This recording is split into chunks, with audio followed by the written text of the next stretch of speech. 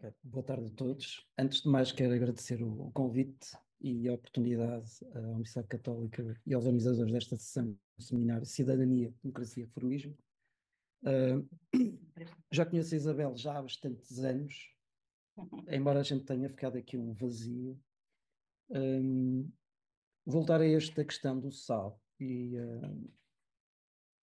por isso eu lhe chamei saudosismo, porque, porque eu, como a minha dissertação de doutoramento foi sobre Sal Norte, reabilitação e arquitetura, estratégias e processo, práticas de projeto, 1974, 1976 e depois 1997, 2012.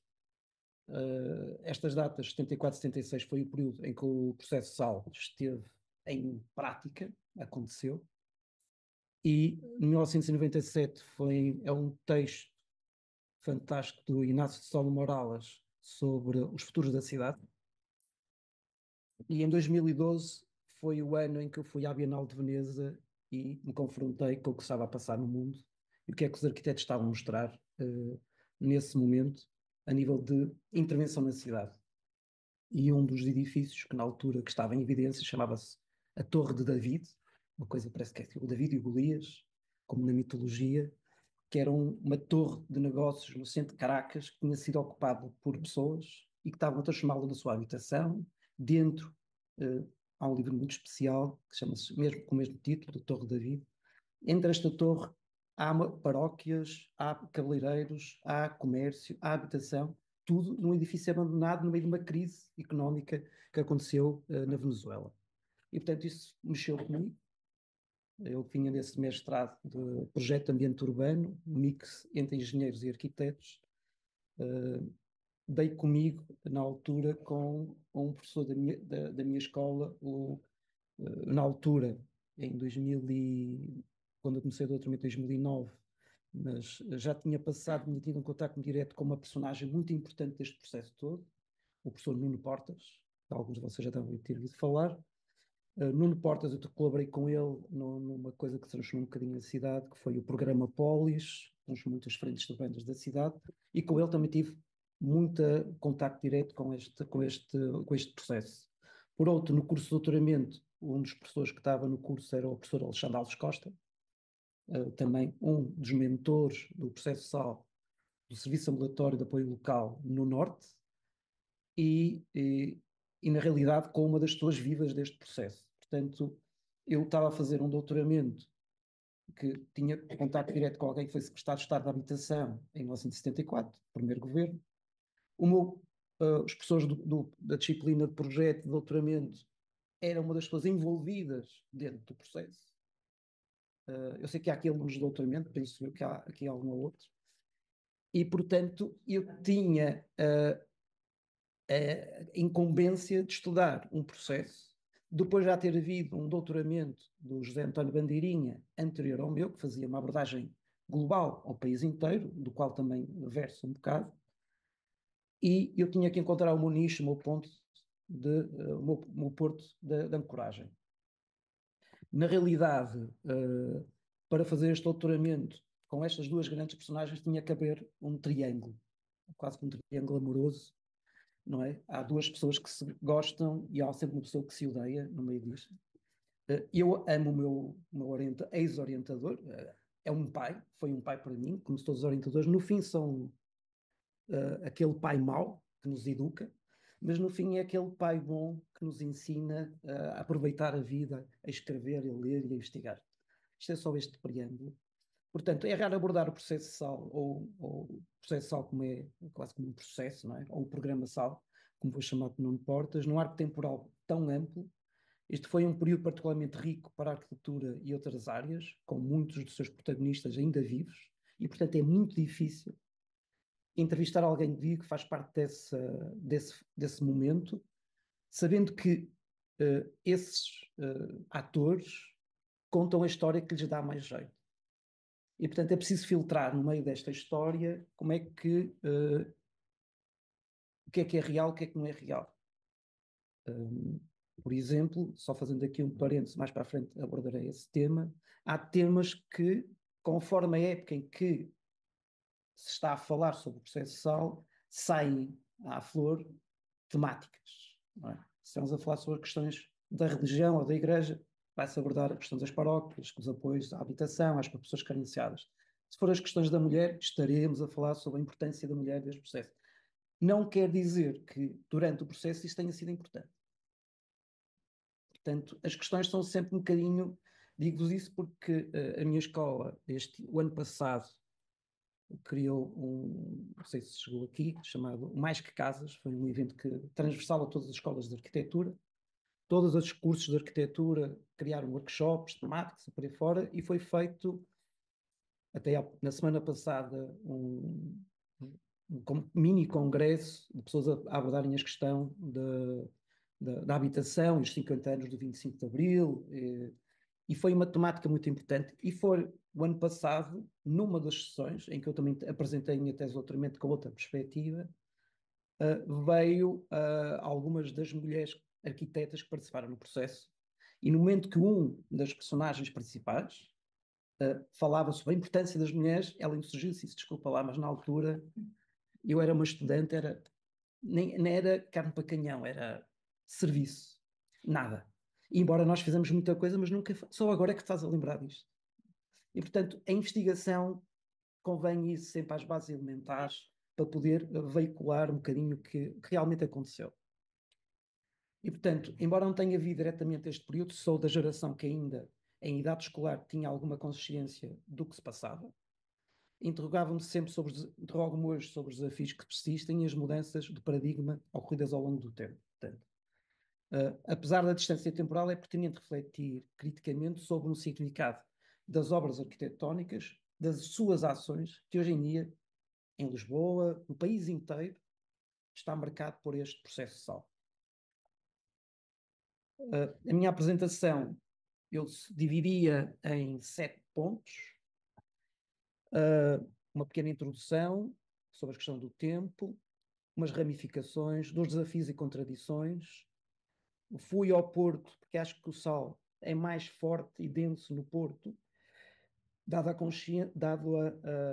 a nível arquitetónico, é mais coerente que talvez que em Lisboa, tanto que no Porto é mais uma procura de uma habitação mais local, tradicional, não retirando as pessoas do sítio, e no resto do país, mais em Lisboa, foram blocos de habitação descentralizados do centro, e portanto há aqui uma aproximação ao Porto, é alguma coisa de trazer a sardinha à minha brasa. E depois no fim há um respigar, o que é que sobra, o que é que foi criado, e uma pequena síntese final. Portanto, neste ponto de introdução, aqui o SAL faz o salto. E a obsessão do processo SAL é um projeto prático, determinado a descobrir e analisar realidades propostas, sempre com olhar atento. E é possível olhar para o campo criado pelos arquitetos ativistas do processo SAL, do Serviço Local de Apoio, e com alguma. Temos que olhar aquilo como uma utopia, por assim dizer. E estas utopias, se olharmos para elas, são sempre algo que tem que ser entendidas o que se passa antes para entender o depois. Não é? Antes do SAL, Portugal viveu sob o regime ditatorial, como todos sabemos, entre 26 e 74. Passamos vários períodos difíceis, isolamento do mundo exterior, com ênfase nos valores morais e nos bons costumes. Durante esse tempo, assentamos, os mais desfavorecidos enfrentavam sérios problemas habitacionais, tal como vemos nesta imagem, isto é uma fotografia de Alexandre Alves Costa, aliás, catalogada como Alexandre Alves Costa, na realidade a imagem é de outro autor. Isso também é outra coisa, que é os espólios chegam aos arquivos como se fossem de quem os entrega e não de quem tem na posse algo que lhe foi emprestado para alguma ação e depois ficou como se fosse dele. Portanto, aqui tenho a certeza que não é dele, porque o próprio já o definiu como tal. Portanto, esta questão também, são 50 anos que passaram de Abril, mas tudo ainda está muito fresco. Muitos de nós passaram esse momento e está tudo ainda muito por refletir. Está tudo ainda muito quente. Mesmo politicamente, os nossos governos, os nossos políticos passaram aí e aí está tudo ainda muito latente. Os problemas são os mesmos ainda, como vamos ver. Portanto, vários arquitetos, como antes de 74, como Viana de Lima, Mário Bonito, alertaram para a falta de condições da vida de higiene, propondo uma mudança política habitacional e destacando a necessidade de regulamentar a iniciativa privada para evitar a especulação. Portanto, já havia arquitetos interessados neste assunto. E, portanto, estes arquitetos e grupos de arquitetos portugueses estavam cientes da realidade do país e das práticas europeias e com isso tinham ideias claras, começando a liderar e a luta pelo direito à habitação. Aqui vemos uma imagem. Esta imagem não é retirada em Portugal. É barracas dos imigrantes portugueses em Paris. E, portanto, que poderíamos, paralelamente, quase dizer que vivia-se em Portugal como se vivia lá fora. Procurava-se trabalho e pão onde se podia. E, portanto, isto é uma foto de Alexandre Alves Costa, que tirou é mesmo dele. Não, são fáceis porque isto tem a ver com a confusão das brigadas, não é? Porque uma coisa é ser o chefe ou representante de um grupo, outra coisa é ser, e portanto pode-se confundir o que é que tu fazes, o que é que eu faço, com aquilo que das viagens exteriores, não é? E portanto aqui, esta questão do direito à habitação a nível europeu sempre estava latente. Portanto, nós tínhamos portugueses nestas condições lá fora. Portanto, nos anos que antecederam a Revolução, algumas figuras notáveis começaram a emergir, influenciando a discussão social e arquitetónica. As escolas, o tema já estava a ser abordado nas aulas de projeto e na ação estudantil. Vamos ver mais à frente. Em fevereiro de 1960, o Sindicato Nacional dos Arquitetos promoveu um colóquio sobre a problemática habitacional. Portanto, os arquitetos sempre estavam... Porque também há que dizer uma coisa. Porque é que os arquitetos estavam tão interessados no problema da habitação? Não havia trabalho. Não havia trabalho. Tínhamos que encontrar trabalho em algum lado. O trabalho ou era do Estado, da encomenda para alguns, havia as habitações burguesas e por aí fora. A habitação pública era para alguns e, portanto, interessava encontrar aqui um nicho para trabalhar. E, portanto, neste colóquio dos anos 60, que focou-se nos aspectos sociais de construção de habitat, Nuno Portas participou abordando o problema da célula de habitar. Nuno Portas, que ia ser secretário de Estado, trabalhou no LNEC quando acabou o curso, faz a sua investigação e depois vai fazer a coda ao Porto. Aqui não foi aceito e, portanto, vai para o Porto fazer a sua coda sobre os temas que tinha investigado no LNEC, no Laboratório Nacional de Engenharia. Não sei se estou a falar muito rápido. Como resultado, a proposta dele é a criação de uma secção de problemas psicossociológicos do habitat e de um Instituto de Habitação e Urbanismo. Portanto, propunha ele nesse congresso. Considerando a habitação um problema social e programando o equipamento conforme as necessidades específicas dos diferentes grupos humanos que se destinava. Nuno Portas, na CODA, faz um levantamento da habitação social pela Europa toda, dos projetos do Inacasa, em Itália, que são experiências fantásticas, que juntam arquitetos, artistas, juntam também numa lógica um bocadinho, talvez ligando-se um bocadinho talvez às paróquias em Roma, porque os bairros estavam fora, não havia serviços, mas havia ali um apoio. Portanto, havia sempre este movimento que percorreu e na casa toda a Itália, experiências habitacionais austríacas, norte da Europa, portanto fez um resumo focado sobre a experiência do espaço doméstico. Na realidade, mais tarde, em 65, Nuno Teotónio Pereira, um grande amigo dele, escreveu um texto destacando a importância de incluir os problemas habitacionais no plano provisório do desenvolvimento. Portanto, alguém que estava também... não sei se vocês devem estar a par, Nuno Teotónio Pereira e a sua relação com a Igreja e com algumas situações. Portanto, não é estamos não está, ele também está no SAL, vai inferindo, vai mandando elementos que permitem, portanto, neste plano provisório, ele defende a colaboração dos utentes, portanto, dos utilizadores, e os setores a tornar efetiva uma política de habitacional que não havia, porque a política habitacional era só do Estado, os bancos ainda não estavam a emprestar dinheiro, não havia grande ação nesse sentido, portanto, quem avançava era mais o Estado. E, portanto, há outro colóquio, portanto, que eu retomo aqui, é um colóquio de 67 sobre o problema da habitação, em que Nuno Portas, aparece uma outra personagem aqui, Margarida Sousa Lobo, também uma senhora importante, que muitas vezes é colocada um bocadinho à parte, onde apresentaram, com Nuno Portas, um texto que chama-se Habitação para um Maior Número. Mas só que uma ideia, por exemplo, só para termos aqui uma ideia, tudo isto, esta problemática, porque em Lisboa e o Porto surgiam áreas urbanas de género ilegal, como sequência de pessoas a construírem, por exemplo, na área metropolitana de Lisboa, havia um crescimento rápido de barracas e coisas ilegais à volta de 2,5 milhões de habitações. O processo salvo em Portugal, portanto, estava neste ambiente. Não é? Quer dizer, tem os géneros ilegais, portanto, construção a torta a direito para o país fora, barracas e condições muito precárias. Nuno Portas, esta personagem aqui, eu faço aqui um zoom, jovenzinho aqui, isto é, nos anos 60, assim, muito um romântico. Digo um romântico porque ele é um senhor, uma pessoa, apaixona-se por ele como personagem.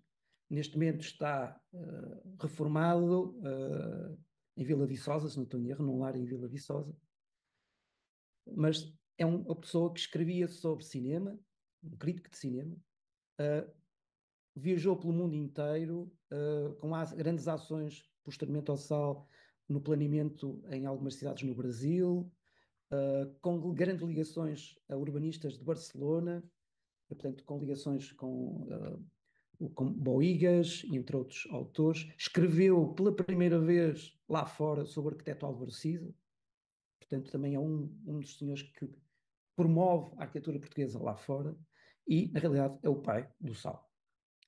Refere-se que, nesta época, a seguir vou mostrar uma imagem feita por Nuno Portas, que a população mal alojada, sem capacidade para pagar melhores condições e as soluções inadequadas para o problema habitacional, existe um sintoma político e social que, na realidade, começa a incomodar o próprio governo.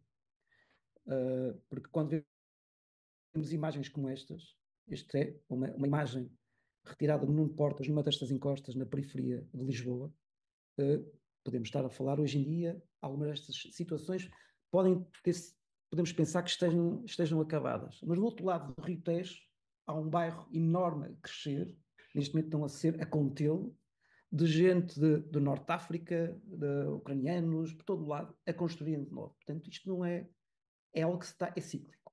Estamos a continuar a entrar neste modelo. Portanto, se em 74 a situação habitacional em Portugal era alarmante, agravando-se desde 1950, estimava-se uma escassez de 600 mil habitações e 25% da população vivia em condições sem segurança, conforto, saúde e privacidade. Nas zonas rurais faltavam infraestruturas básicas, enquanto nas urbanas cresciam os assentamentos precários e clandestinos, com mais de metade sem água, eletricidade, esgotos e instalações sanitárias. Portanto, o que nós temos é esta situação dos anos 60, quase uma década antes de 74. Obviamente que havia demolições por questões de salubridade. Aqui no Porto, vemos esta imagem, que faço aqui um zoom. Isto é um edifício da Agostinho Rica. Estamos perto da Avenida Boa Vista e eram feitas demolições de ilhas, as pessoas eram deslocadas e depois retiradas das ilhas para a periferia. Portanto, havia este modelo que o Estado, muitas vezes quando queria construir ou abrir novas ruas, fazia esta ação. Havia também, o Estado ia fazendo alguns planos, por exemplo, o Plano Provisório de Desenvolvimento, havia também planos de salubarização das ilhas, vários planos foram sendo feitos desde o início do século, desde 1905, com algumas construções do Marques da Silva, entre outros autores, que vão construindo habitação proletária ou para funcionários do Estado, que vão construindo para colmatar alguns problemas, mas não é suficiente. E, portanto, em 65, 67, parece que estamos sempre a focar-nos neste período, o plano provisório acompanha o crescimento económico com preocupações sociais, incluindo a habitação, promovendo a construção de 21 mil moradias e a regulação do setor privado. Entanto, esses objetivos não foram alcançados e no terceiro plano de desenvolvimento, 68-73, visava facilitar o acesso a terrenos, melhorar a eficácia processual e estabilizar o valor da terra, prevendo a construção de mais quase 50 mil habitações por entidades públicas e semipúblicas. Portanto, o Estado nunca se colocava de fora. Embora houvesse uma redução significativa nos programas, o plano procurava uma ação mais direta e eficaz para enfrentar o problema habitacional. O tipo de projetos que se podia fazer são este tipo de bairros que se vê muitas vezes aqui por Lisboa, na periferia, hoje em dia engolidos por Lisboa, já não são periferia, São alguns deles com tipologias muito apetecíveis para o alojamento local, para outras situações. Já não são pessoas pobres que moram ou carenciadas que vivem nestes edifícios. E, portanto, é colocadas muitas vezes em periferias sem serviços, sem transportes públicos, sem padarias, cafés, o que é que seja. Portanto, as pessoas são deslocadas para fora do seu lugar de trabalho. Portanto, há aqui outro momento que é a ascensão de Marcelo Caetano em setembro de 68 e o Estado começa a ser reforçado por uma geração de tecnocratas jovens focados em encontrar soluções para o desenvolvimento económico e social. Dada a falta de medidas eficazes para resolver os problemas da habitação e a construção, o Ministério de Obras Públicas promove entre 30 de junho e 5 de julho de 69, acho que há uma certa propaganda sempre, estes colóquios sobre a habitação, no sentido de refletir sobre a sociedade, os arquitetos e os problemas assim latentes. Há aqui outro momento nesta época, este congresso, há um congresso republicano em Aveiro. Nestas imagens vemos aqui as ilhas em São Vítor, que agora, para muita gente que for tentar ver estes espaços, que são fantásticos, à beira-rio, muitos deles existem, mas são hotéis na horizontal. E, portanto, são turistas que habitam estes espaços continuamente e são aquilo que, esgotadas as casas burguesas, ficou-se a canibalizar neste momento as ilhas, que eram as casas dos pobres. Muitas vezes publicitadas neste momento, e algumas delas que foram as casas dos trabalhadores do Porto, ou reabilitadas por pessoas desempregadas, toda uma história. Há ilhas destas que têm objetos das casas das pessoas que lá moravam, pessoas que foram expulsas e que foram mandadas embora. Na realidade, toda esta história está latente, passando hoje no bairro, eu depois falarei muito mais à frente, a história vai se repetindo, não é? Os favos vão-se mudando, as abelhas, mas os zangões são sempre os mesmos. Na realidade, em 69, com este Congresso Republicano, há um impulsionar e dotar iniciativas para reduzir esta escassez habitacional. Na realidade, esta escassez habitacional ocorre, eu depois vou centralizá-la um bocadinho quando falar do Porto. Ela tem a ver com a Revolução Industrial, com a vinda de gente para o Porto, mas depois exporei um bocadinho mais isso mais para a frente. Portanto, este problema da falta de habitação também tem a ver com a explosão da indústria nas grandes cidades. E, portanto, mão de obra que vem do interior para o litoral. Portanto, esta população começou a ser nesta altura, começar a ser classificada por estratos, abrangendo a população do setor primário, que vivia em habitações degradadas ou clandestinas, aquela que era a população que vivia da indústria, não é? E, portanto, começaram a classificá-los. Portanto, aqueles que tinham direito a uma coisa, os que tinham direito a outra, não é? E, portanto, havia sempre, já nesta altura, neste Congresso, que temos que garantir a permanência destas pessoas no máximo 30 a 50 anos, porque elas estão próximas do trabalho. Nós podemos, porque senão vamos ter problemas na indústria, no trabalho e na produção industrial para o país. Portanto, a proximidade ao trabalho era assegurada com bairros que estivessem próximos dos locais de trabalho, a melhoria progressiva das condições habitacionais com casas que nem sequer tinham condições térmicas, nem acústicas, nada, espaços mínimos, os acessos a serviços essenciais como saúde, educação e transportes eram abordados lentamente e, portanto, no colóquio do direito à habitação sempre se falou sobre isso, mas muito na margem. Não é? Esta é uma situação que se vai dinamizando. Paralelamente a isto, dos anos 60, 70, eu acho que também a Escola de Lisboa, mas mais no Porto, sofre com a vinda de um professor fantástico, um diretor que mudou a Escola do Porto, que foi, durante o Estado Novo, graças à relação cultivada entre professores e estudantes, e sob a direção do professor Carlos Ramos, em 58 foi implementada uma reforma no ensino da arquitetura para substituir o modelo francês, adotando um paradigma moderno focado na interdisciplinaridade e na capacidade científica e técnica. Isto retira e coloca a escola numa relação com a cidade, relação com quem precisa. Nestes novos currículos entram autores como Jean-Bart de Leuve e Henri Lefebvre, só para chamar alguns, centrando-se na relação entre a arquitetura e o habitat humano. Os problemas sociais, como a habitação, a escola, o espaço urbano, tornam-se sempre temas centrais no ensino e do debate dos estudantes de arquitetura, com ênfase na compreensão da relação entre o processo urbano e as lutas de classes. Também, obviamente, estamos a falar de 69, toda a revolução estudantil, que em Portugal também se sentiu. Ora, isto deveria ser quase um cadinho, uma brasa que vai crescendo, não é?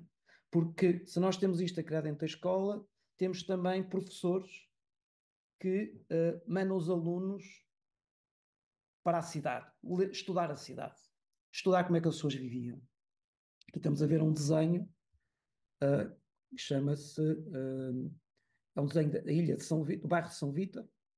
Ali ao fundo é a zona onde está o edifício construído do bairro do Alvarcisa. Isto é a rua de São Vito por aqui fora. Isto é uma zona cheia de ilhas e havia alunos a levantar isto até ao interior das casas, como é que elas viviam. Portanto, ideias centrais de programação já estavam presentes em diversos debates europeus, não é? As intervenções já começavam alguns alunos, como Helena Roseta, Carlos Barbeitos, no Congresso talvez já começavam a pôr questões em cima.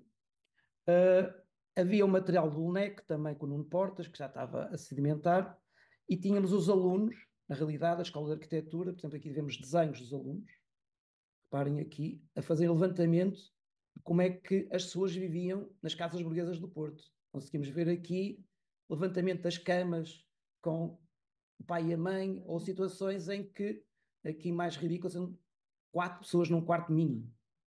É? Eles levantaram isto até ao limite. Isto é na zona do Barreiro.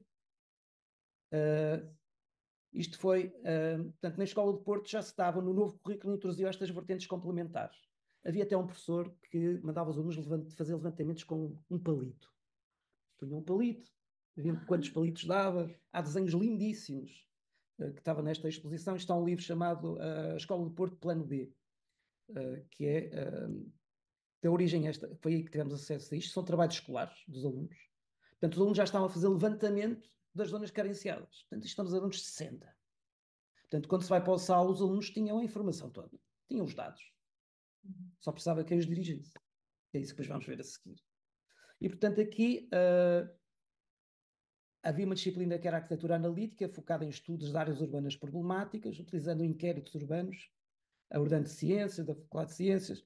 Havia outra vertente das teorias de história da arquitetura.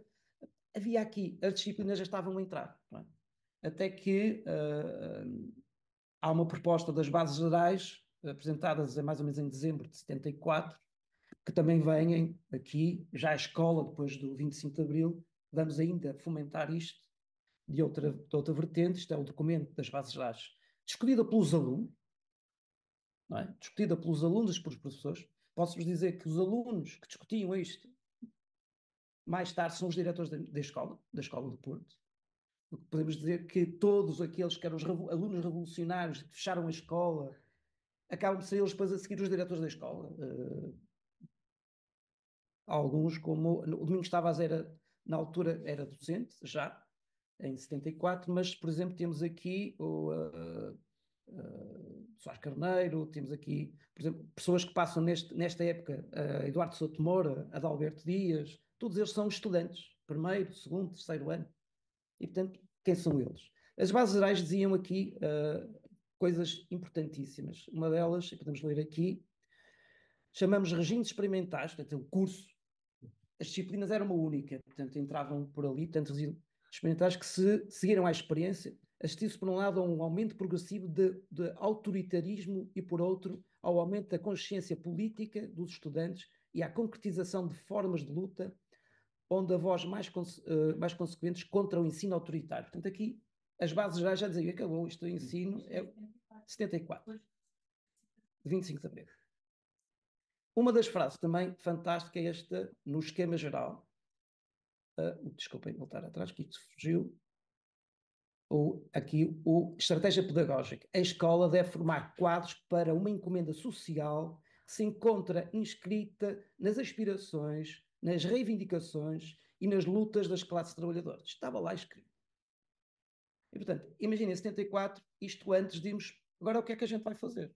Faz lembrar um bocadinho aquele filme do Monty Python, A Vida de Brian, que estão todos a reunir, os discípulos, e alguém diz, pá, temos que fazer alguma coisa.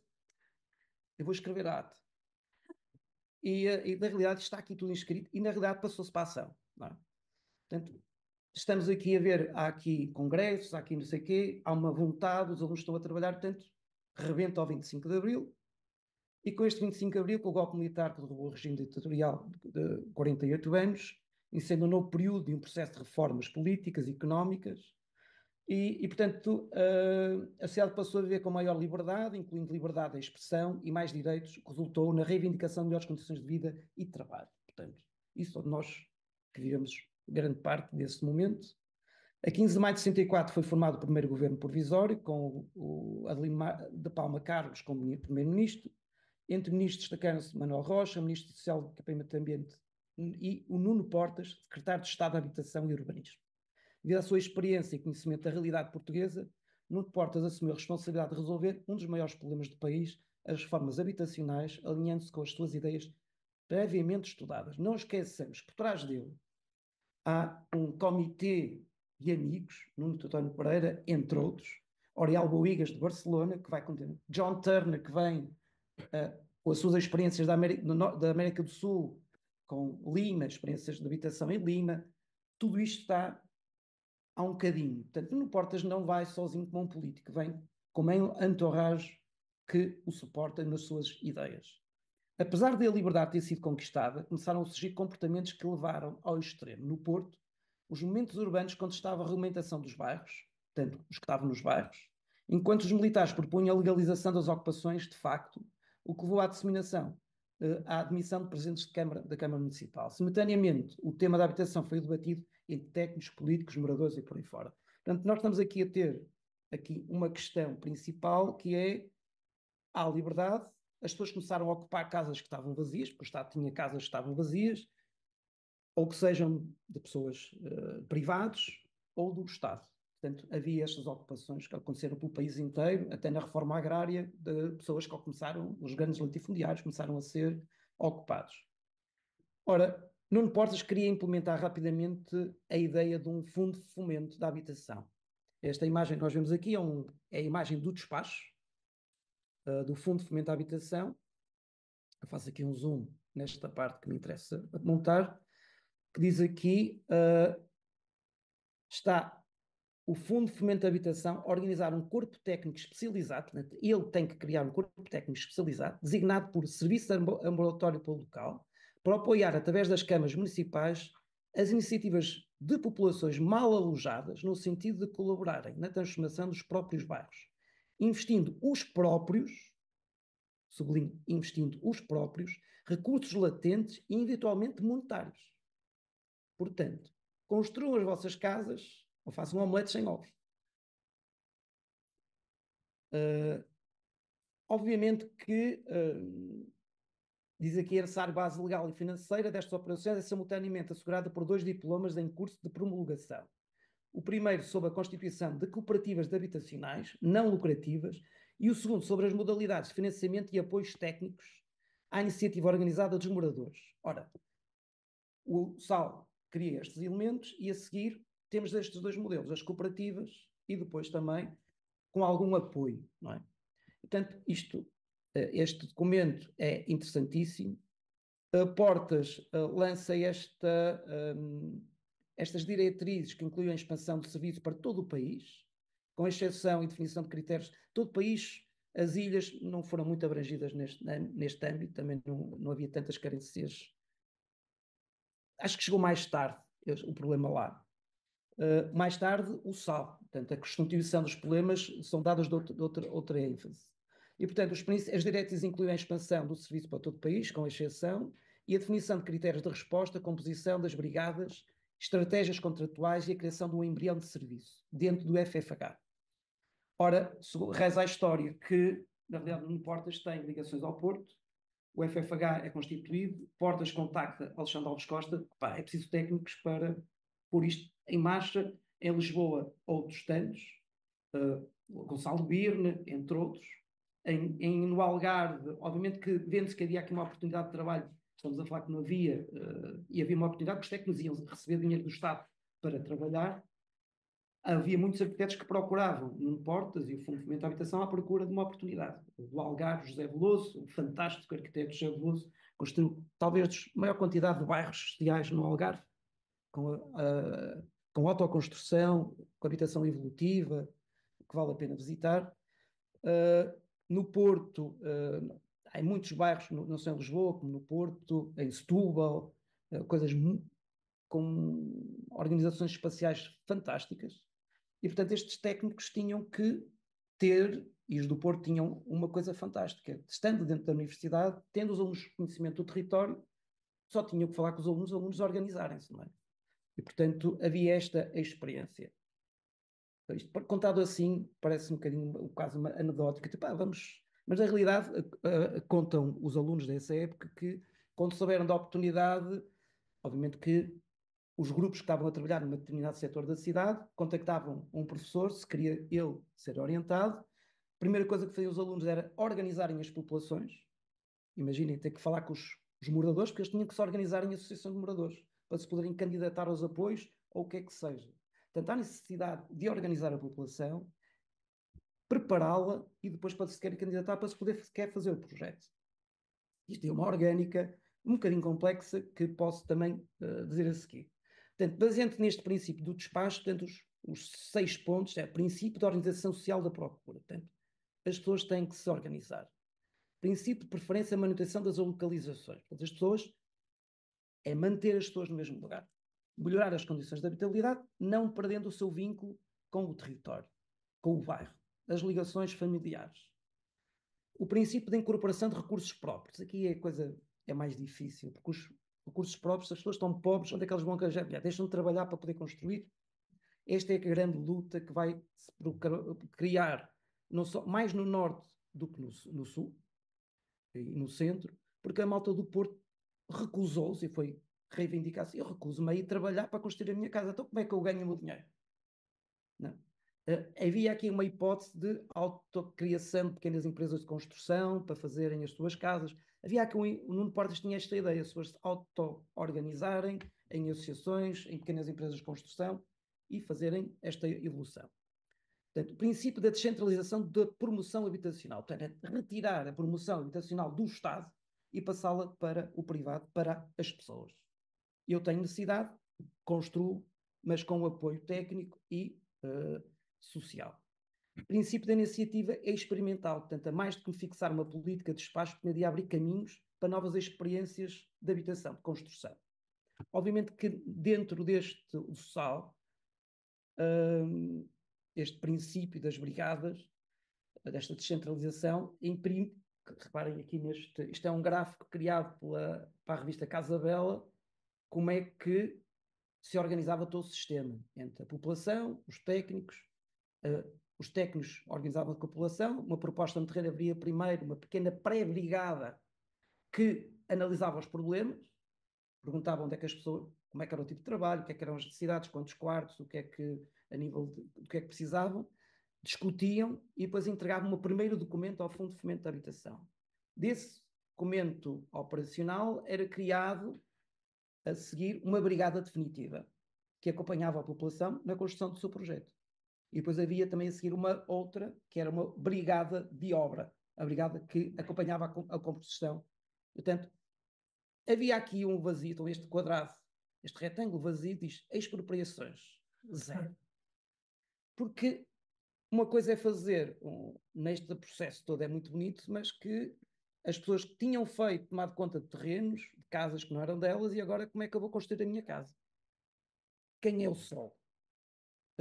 Muitas das casas, barracas e tudo eram construídas ou em terrenos baldios, privados ou do Estado, e alguns deles até em estradas do Estado ou terrenos do Estado. Hoje em dia, só para fazer aqui, esta questão da questão do solo foi algo, na minha opinião, que mata o solo. Porque no momento em que as pessoas querem, eu quero aquele terreno, vamos todos para aquele lado. Por exemplo, no Porto, o bairro de São Vítor era para ser construído um parque de estacionamento do Estado.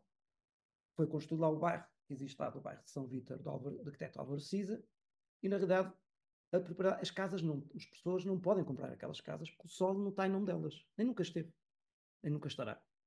E existem bairros e bairros que as pessoas não podem legalizar como sendo delas. Portanto, é um processo muito complexo que ainda hoje que se continua.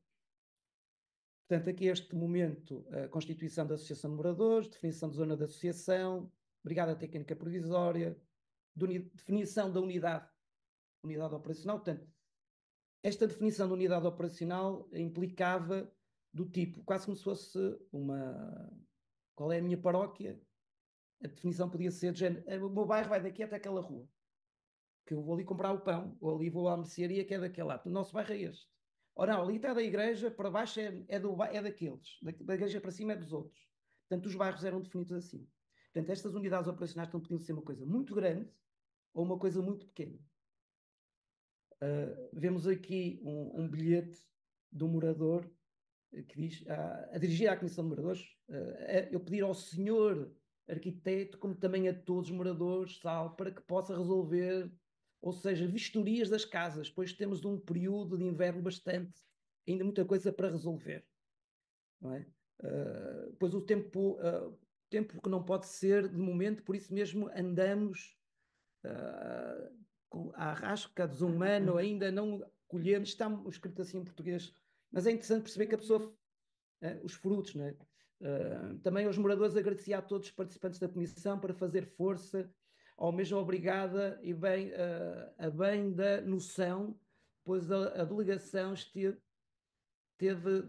é tudo, as pessoas estavam desesperadas, eles queriam que houvesse esta inspeção à sua casa, eu tenho problemas na minha casa, eu preciso de uma casa. E, portanto, este bilhete de morador é algo... Eu vou tentar agora passar, eu espero conseguir. Não sei quanto é que tem. Não sei mais. Só aqui mostrar. Este é um filme que aconselho a ver, Operação Estal. Eu vou passar ao minuto 28. Tais bairros clandestinos. Só para sentirem também um bocadinho a voz de alguns dos participantes. Este é um filme que era de moradores do bairro do Leal, no Porto.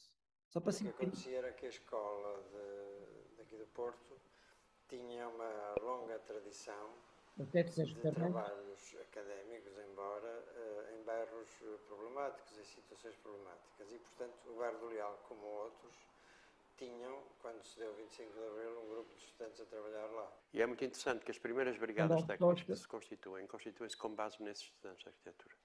São eles que propõem um arquiteto, porque eles são já da confiança da população. Agora, nós tivemos muita sorte, foi com o arquiteto.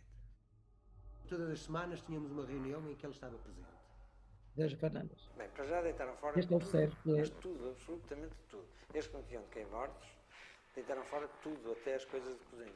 Foi tudo para a porta fora. E compraram tudo de novo. Endividando-se, claro. E, portanto, este ambiente de confiança no arquiteto, obviamente, também houve muita luta total, não é? Essas coisas, há essa luta.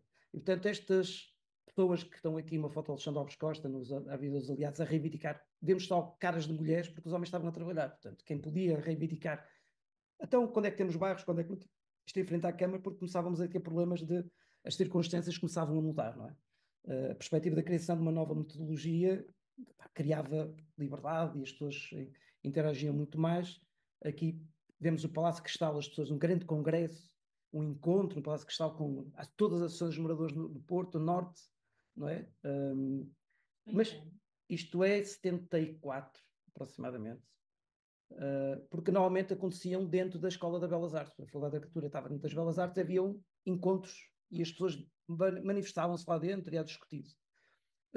Obviamente, com a participação da população, as operações começaram a fazer autoconstrução. Vemos aqui, isto é icónico, estas imagens. Isto toda a gente queria, toda a gente participava na construção da sua habitação. O filme, Os Índios da Meia Praia, tem uma parte dessa sequência do António Cunha Teles. Isto passou-se pelo país inteiro. Isto é algo fantástico. Portanto, esta experiência, obviamente que tem desafios e tem contradições. Há a revolta dos deslocados do centro, das pessoas que moravam nos bairros, que também estavam a exigir melhores condições, não é? E neste caso aqui também a luta da população pelo direito à habitação, porque na realidade também queriam melhorias e também infraestruturas. Portanto, aqui estamos a ver, aqui onde está a linha de comboio ao lado, onde é o bairro do Cisa, o bairro da Bolsa, no Porto, com a linha de comboio, e as pessoas cá em baixo, e virarem-se para o comboio, que estavam a reivindicar cá em baixo e a apontar para cima para elas poderem... portanto, havia sempre Mais ou menos até final de 74, só para ter uma ideia, tinham iniciado em várias regiões, incluindo Lisboa, no norte do país, como Coimbra, Lagos, Beja, Alcácer do Sal, o Algarve, uma quantidade destas brigadas estavam a agir.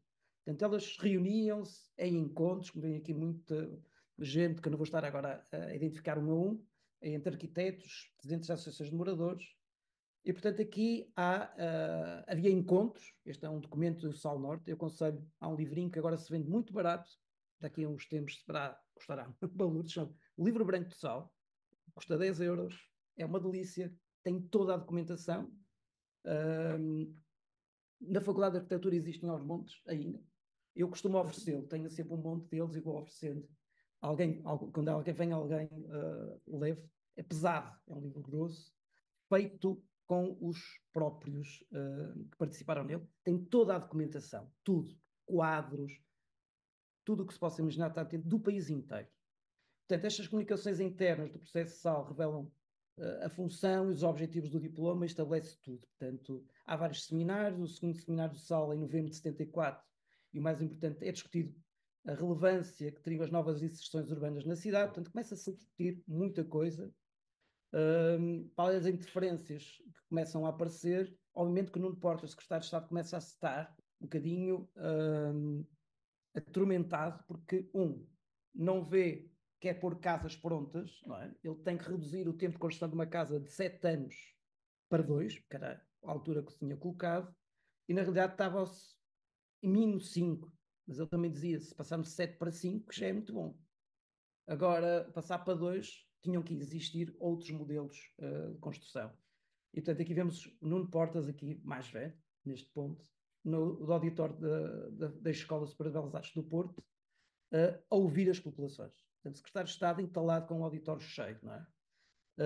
Na realidade, estas contradições vai começando a criar estes problemas do solo, o problema da resposta, o problema dos bairros sociais, criam aqui graves problemas e, na realidade, também contraria aqui algumas questões. Portanto, o Portas dizia, se as casas antes feitas em 7 anos passarem a 5, já é um ganho, mas em 2, impossível. A Revolução só inauguraria casas se durassem 2 anos. Portanto, a Revolução queria rápido, coisas cá fora. Obviamente que existem outros programas que agora começam a ser investigados, que estão a OCAR, que são programas de realojamento de... Estamos a esquecer de uma população que veio para Portugal que não tinha casa, que são os retornados. E que, hoje em dia, conseguiu construir mais casas do que o próprio processo SAL, segundo alguns investigadores, porque conseguiu importar casas pré-fabricadas do norte da Europa, muitas delas foram mais de 800 oferecidas pela Noruega, para Portugal.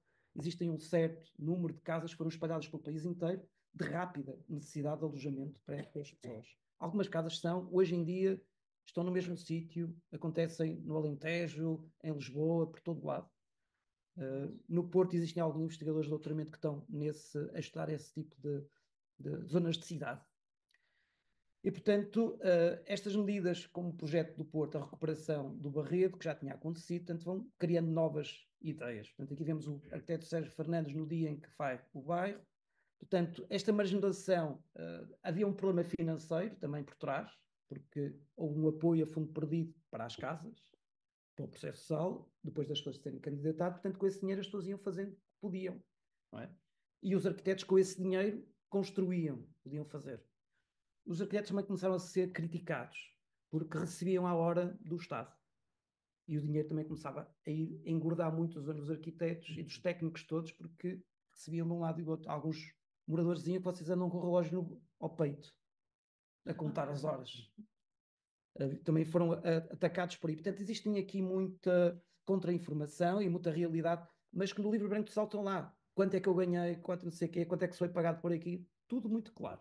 Não há coisas para inventar. Portanto, a meta que era de 100 mil habitações entre 74 e 76, conseguiram 8.500 unidades, unicamente nesses 2 anos. Obviamente que o bloqueio ao SAL surge um bocadinho com o que se chama das expropriações. Aqui vemos os índios da meia praia a levarem as coisas, as pessoas a picharem as paredes a dizer que este terreno foi declarado expropriado em abril de 75 e brevemente começam as obras. Citamos nomes de desempregados. Portanto, imaginem isto. Pá, precisamos de gente para ajudar. Portanto, isto havia muito voluntarismo, muita vontade, muita emoção. Aqui vemos o Porto, também havia muita ruína na cidade do Porto, em 34.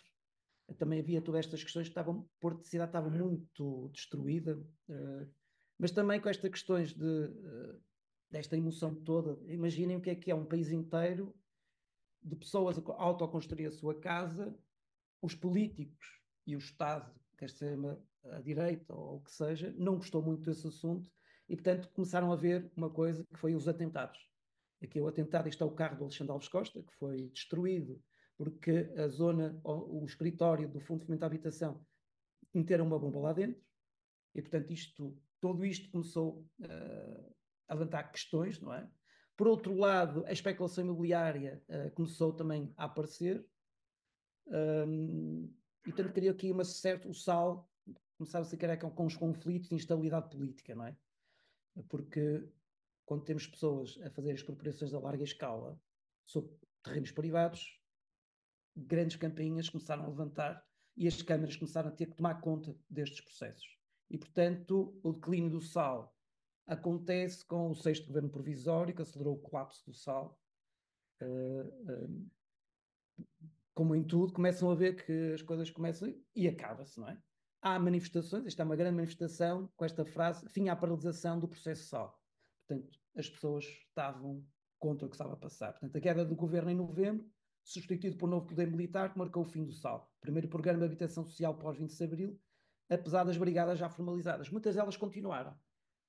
Continuaram a trabalhar, porque a população tinha algum dinheiro e muitas coisas foram com algumas casas que até eram provisórias ou piloto, ficaram definitivas e muitas das coisas foram se proletando, como o bairro da Bolsa, de Álvaro Siza, foi terminado em 2001 e outros programas, não é? Outro momento do Porto, eu vou ser muito rápido, o Porto sempre, este gráfico que eu tenho aqui é um mapa que eu fiz, que elenca todos os programas de habitação que foram feitos no Porto durante um arco temporal desde 1950, os bairros foram construídos, até aqui, reparem, há momentos em que não há nada, não é? 1890 começa-se aqui, começa-se a avançar, começa aqui muita coisa a acontecer em 1940, 1950, 1960, alguns bairros de habitação social, aqui em 70 o bairro Pinheiro Torres e aqui o Sal começa, portanto aqui começamos com o Sal e depois daqui para a frente dos 80 começam muitos bairros que são bairros de erradicação, o PER, o Plano de Erradicação das Ilhas, começam a acontecer. Portanto, há aqui um momento nas cidades que, não só no Porto como em todo o país, foi acontecendo. Portanto, o Porto teve este problema habitacional, estão muito rapidamente, a vermelho temos a indústria, e a azul de outras indústrias em 1938, portanto as zonas habitacionais são a laranja, que estão próximas. É? Só para termos a consciência de como é que era isto no início do século. Portanto, esta imagem, habitação e indústria, uma coisa com a outra. Temos aqui esta imagem também, uma imagem do arquiteto Álvaro Siza, as encostas das Fontainhas, com fábricas de cerâmica e por aí fora, construídas na encosta, e ali em cima e aqui ao lado ilhas. Há uma particularidade muito bonita aqui ao lado, que temos a fábrica, aqui, temos um bairro de ilhas e temos uma capela. Neste momento ainda existe lá uma capela pequenina, descendo aqui a Rua da Corticeira, que ao lado direito há uma capela pequenina. Fazia parte de um conjunto habitacional. Existe lá um pequeno frontão, 4 paredes, e é muito interessante que havia esta ideia destas estruturas. Portanto, quando olhamos o Porto, portanto, as Fontainhas está aqui embaixo, a Corticeira está aqui, está daquele lado. E, portanto, temos esta malha muito apertada do bairro de São Vítor, só fazer aqui um zoom. Portanto, o tipo de casas no Porto é este, são as ilhas muito apertadas, atrás das casas burguesas. Isto é um estudo. Portanto, os burgueses começam-se a aproveitar dos pobres, as pessoas precisavam trabalhar e construir casas nos jardins, que eram hortas. E de construir casas pequeninas que tinham esta tipologia. Portanto, tinham a casa burguesa, quartos bem ao fundo e pequenas casas. E começavam, se o lote era estreito, era assim, se eram 2 lotes se juntavam, faziam assim, se eram mais casas com cubo tapado, na realidade são um modelo back-to-back houses que existiam também no início do século em Inglaterra.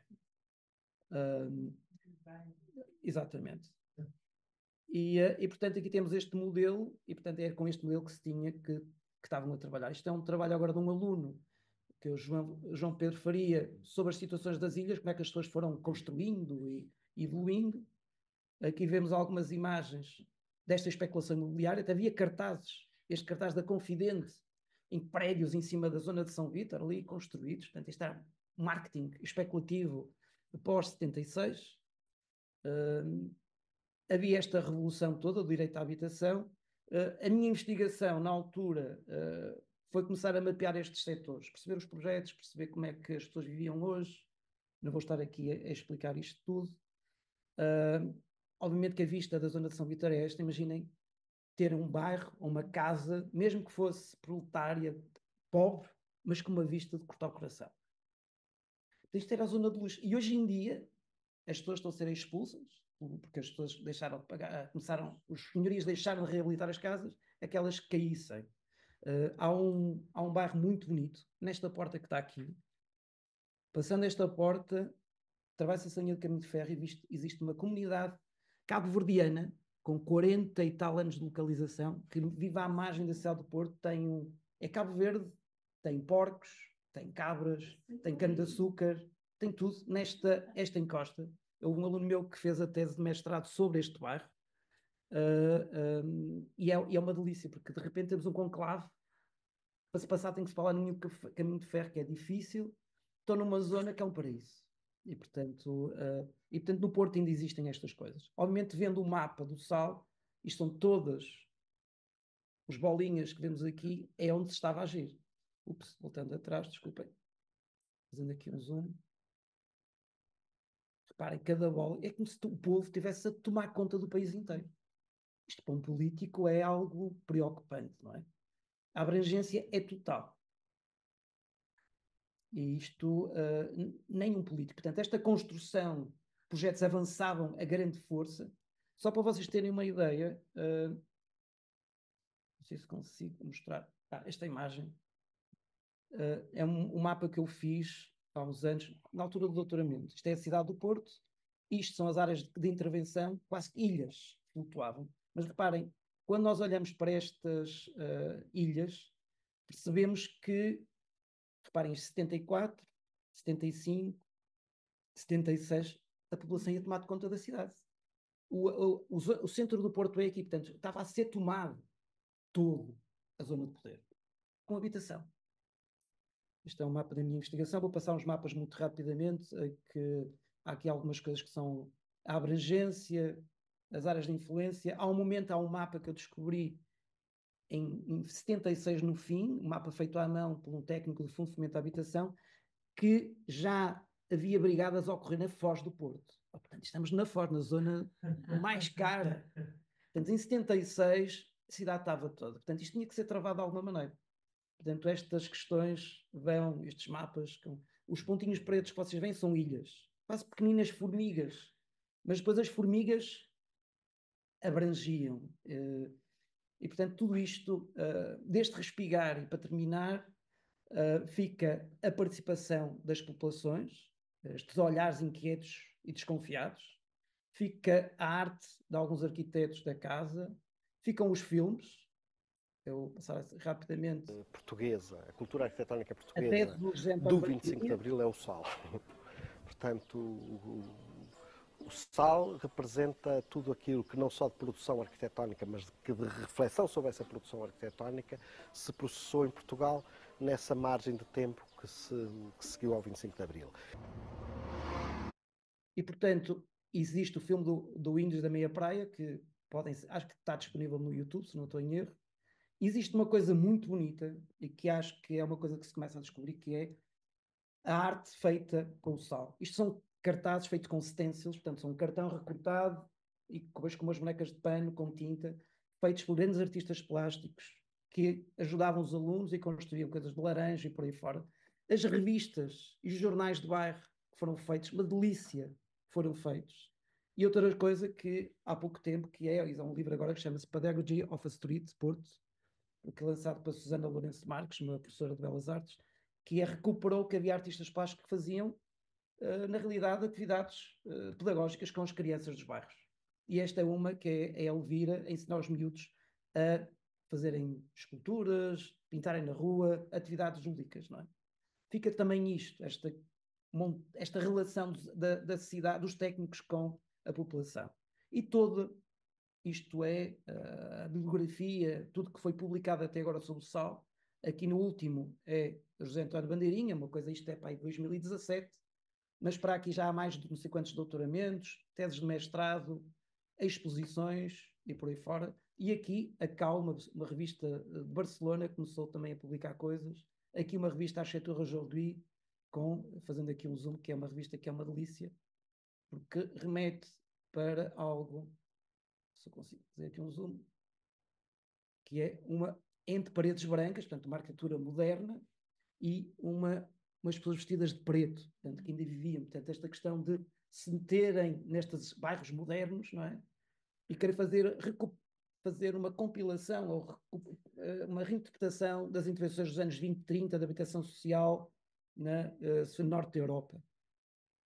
Outra coisa também fantástica que nos fica é que, obviamente, cabendo 76 é a mediatização. Os arquitetos Alexandre Alves Costa, Nuno Portas e Álvaro Siza viajaram pela Europa com estes cartazes que têm 2,5 metros por 70 em rolo, e foram viajar mostrar pelas escolas de arquitetura o que faziam. E percorreram a Itália toda, num Alfa Romeo, um Alfa Sud, a fazer estas divulgações, que se pode ver aqui algumas desses cartazes. Só 8 projetos foram nesta divulgação, havia 2 de Lisboa e 6 do Porto, se não estou em erro. Obviamente que esta exposição também é interessante, não deixa de ser a divulgação do meu trabalho e para me mediatizar e colocar-me como personagem no centro da história. Esta imagem que vocês veem aqui do lado esquerdo, direito, é o processo de sala, arquitetura e participação 74-76 no Museu de Serralves. Ora, um processo do povo da rua é cristalizado no Museu de Arte Contemporânea. E, portanto, no momento em que se passamos para aqui e que é aceito pelos autores principais a dar os seus objetos etnográficos para serem expostos como objetos de arte, como vimos ali atrás, a Elvira, os desenhos da Elvira, estes stencils, que eu na altura não deixei, porque eu tinha sido pago por projeto de investigação e reabilitação destes stencils, e eu não deixei que entrassem dentro do museu, fazem parte da Faculdade de Arquitetura, porque tinham sido pagos a sua reabilitação e que tinham sido esquecidos numa casa abandonada da universidade, portanto, dali não saíam. E, portanto, essa cristalização e posso tentar dizer, uma construção de um mito. Há a construção de um mito e cada vez mais esse mito vai crescendo. Porque, na realidade, se queremos ser um bocadinho secos, foram feitos meia dúzia de projetos. Agora, projetos excelentes, feitos por arquitetos que na altura não eram conhecidos mundialmente. E que hoje em dia são prémios Pritzker. Eduardo Souto Moura, Álvaro Siza, conhecidos Salcino Soutinho, Pedro Ramalho, tantos outros na cidade do Porto. E, portanto, se nós pensarmos que dos 271 pedidos de ajuda registados no FFH, 174 tiveram resposta e beneficiaram 41 mil famílias, isto já é... 271 pedidos de ajuda registados, 174 respostas e 41 mil famílias estiveram envolvidas. Podemos dizer, é pouco. Agora, obviamente que muitos destes projetos vieram de 74, muitos vieram a acabar de ser construídos em 80. Há bairros, por exemplo, em Matosinhos, do pai do arquiteto Adalberto Dias, que foram construídos posteriormente. Ou muitos deles foram acabados mais tardiamente do que 76. E, portanto, já estão aqui, podem estar aqui incluídos nesta listagem. E, portanto, em si... 40 mil? Não, 40 mil, desculpa, não é famílias, 40 mil pessoas. 41 mil pessoas. Não, é muita família. É muita gente. Não, no Porto estamos a falar de 32 operações. Só no Porto foram 32 operações. E se pensarmos que dentro de cada ilha viviam, em casas minúsculas, vivia uma família. Portanto, nós temos que ver que a área e o número de pessoas que estavam envolvidas era muito grande. No livro branco de sal consegue-se perceber quantas estavam envolvidas, quem é que estava incluído, a constituição familiar, tudo direitinho. E, portanto, neste final, em síntese, o Serviço de Apoio Local Ambulatório de Sal foi um marco na arquitetura e na transformação urbana do Porto e do país. Durante este tempo, estas mudanças políticas e sociais, a cidade enfrentava graves problemas habitacionais.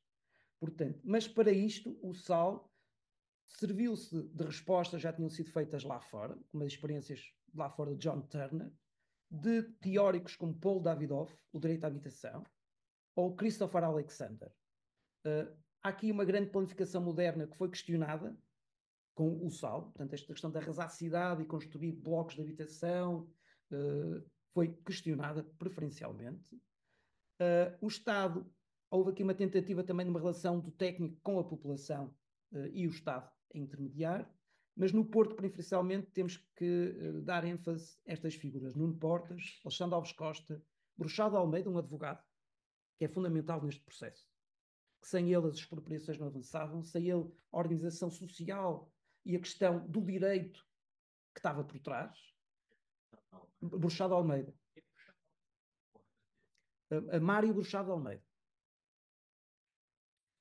Ele já faleceu. Ele há um texto dele sobre Bruxado Almeida com o Sal. Se procurarem, Mário Bruxado Almeida, ele também tem. Todos eles escreveram textos que estão disponíveis na net, na altura. Bruxado Almeida, Margarida Sousa Lobo, o próprio Nuno Portas, há alguma série de bibliografia. Exato, Bravo Chá Coelho, exatamente. Tá, aqui é uma gafe minha, desculpem. Mário Chá Coelho. Espera só um segundo, deixe-me só verificar que só estou aqui com uma gafe. Só um segundo.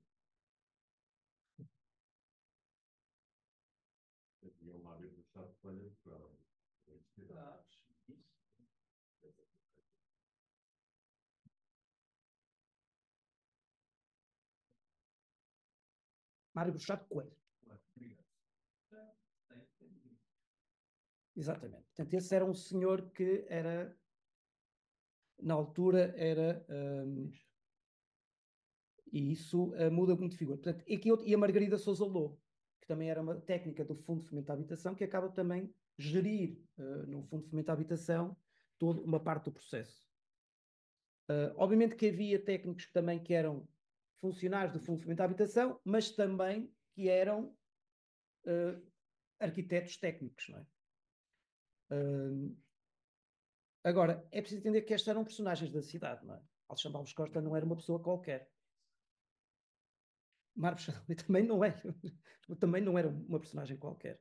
E, portanto, tinham poder político e de influência. E, portanto, havia também aqui um certo... sim. Também por ele só. Portanto, estas relações, quer dizer, o aparecer Nuno Torre Pereira também é quem é, não é? Portanto, todas estas questões vão lançando e portanto, eu tenho que salientar, por exemplo, estas questões dos bairros que foram feitos são icónicos neste momento. São estas construções em relação destes arquitetos com a população é algo que foi muito próximo e, obviamente, que não podemos questionar o processo em si. Devemos valorizá-lo cada vez mais porque é algo que se podia repetir e pode-se repetir. Talvez noutras circunstâncias culturais, económicas e sociais. Não é? Porque eu acho que há algo que nós temos que ter em atenção. Neste período, é um período mais rico da ação do povo e da arquitetura no território da cidade. Não há, acho que de outro momento nunca houve mais nada. E, portanto, acho que é isso que fica, um bocadinho. Portanto, eu fico por aqui e estou disponível para qualquer...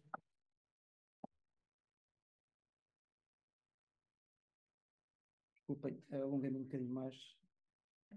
Também acabaste por começar mais tarde. Pois. Não, na realidade... não, eu tenho que ir. Na realidade, acho que não pode esquecer que durante este processo todo do Sal e por aí fora existem muitas pessoas que estão a trabalhar no terreno neste problema. Assistentes sociais, as misericórdias, a igreja, estão a dar apoio não só de comida, de roupa e por aí fora. Portanto, que não estão dentro desta investigação, não forem linkadas, mas têm que ser ressalvadas. Portanto, porque na realidade quem está no terreno são os assistentes sociais. E nestas brigadas, eles fazem parte. E elas fazem parte.